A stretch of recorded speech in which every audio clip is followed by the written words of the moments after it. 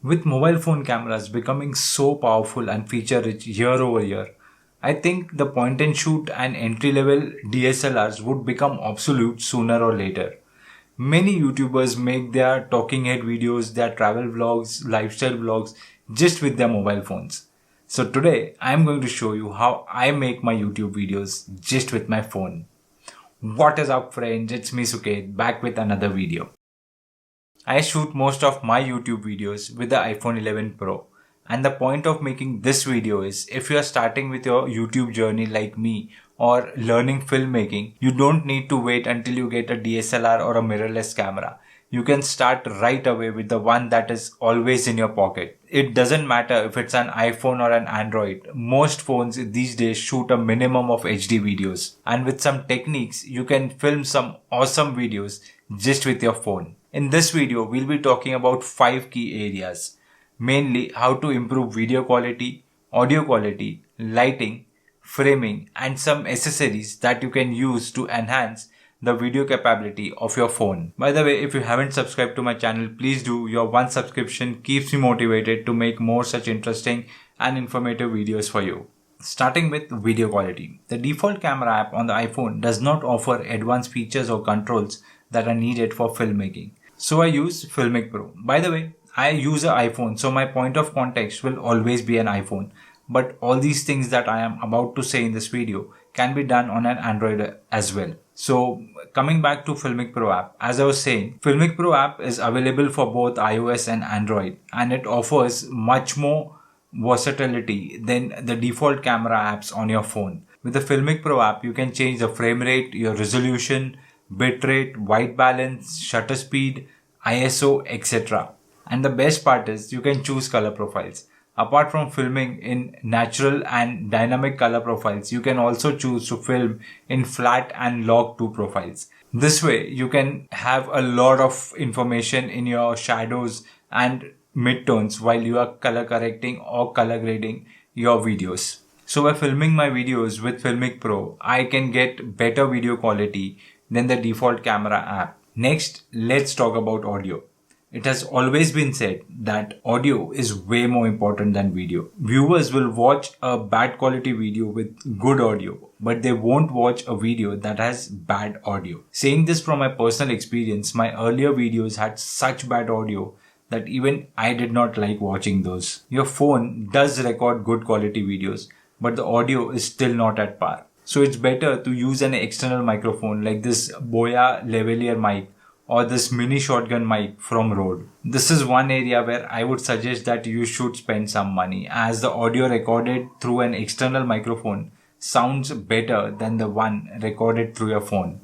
So what I do while filming my YouTube videos is that I connect my Rode Video Micro to an external audio recorder and keep the mic on a bundle of cloth right in front of me. This way, the audio does not create an echo by bouncing off this table in front of me, but instead gets absorbed by the cloth. Also, since the iPhone does not have a 3.5mm jack, a lightning to 3.5mm converter cable would be required.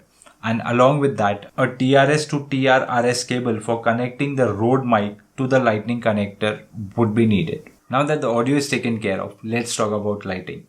I usually film my YouTube videos at night, so this huge window in my studio is of no use to me. If you have a window in your space where you shoot that has proper sunlight coming in, use that to your advantage. You would not be able to get a better source of light than the one coming in from your window. And if the light coming in is too harsh, just cover it with a white cloth to diffuse it, or use a diffuser like this one.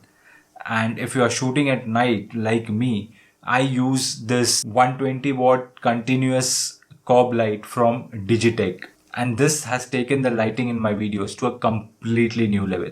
If you want a detailed review about the Digitek 120 watt LED light, I have done a separate video about it. I'll put the link in the I button above and also in the description. You can go check out that video. Along with that, I also have a LED brick light which uses a rechargeable battery. I use this light while I'm filming for my commercial work where I have to be on the move or where I need light in areas where putting a light on a stand is not possible. So for those compact spaces, I use this LED brick light. Next, let's talk about framing. The background against which you would be filming your videos plays a very important role. Of course, some might argue that it is not as important, but let me show you this. This is a footage from one of my older videos. You can see that my studio has a lot of furniture in it, and that is quite visible in the video as well. I find it very distracting and feel that it is crowding my frame way more than I like. Whereas this is my new background that is clean with no distractions in the frame. You decide which one looks better. For me, I prefer the new clean plain background. This is also important as the phone that I'm filming on, the iPhone 11 Pro, does not do background blurs. If your phone can do that, then you are good to go. Even a crowded background would look good with depth of field or bokeh in simple words. But since I'm filming on my phone, I upgraded to a backdrop setup. It has a synthetic cloth mounted on rods and stands.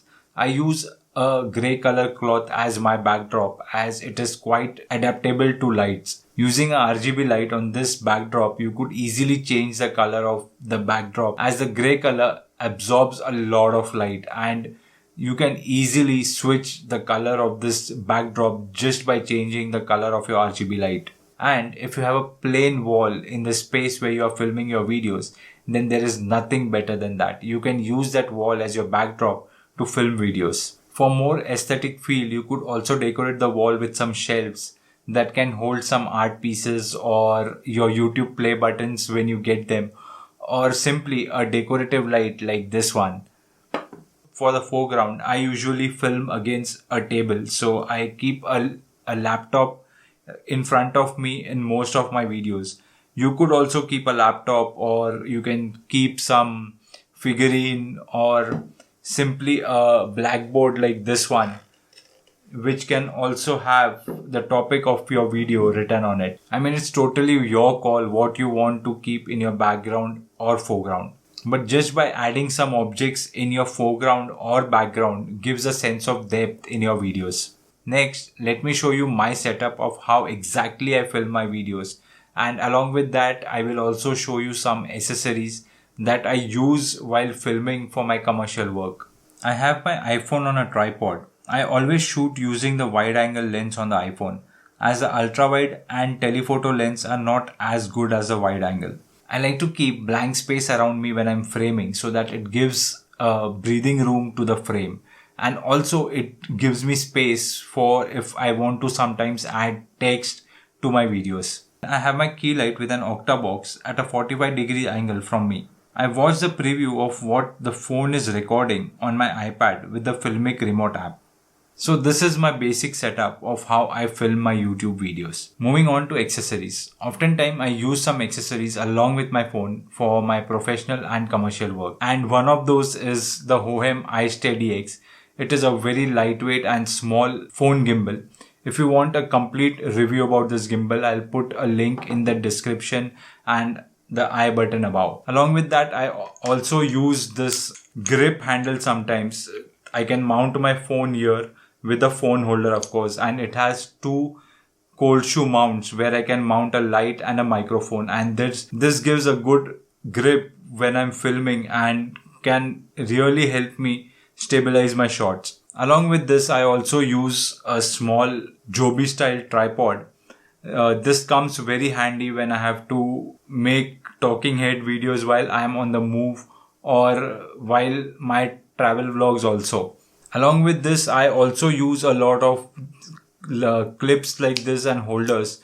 They also come really handy. This is a holder that you can attach to a rod, and I also have modded a phone case with a 58 mm UV filter.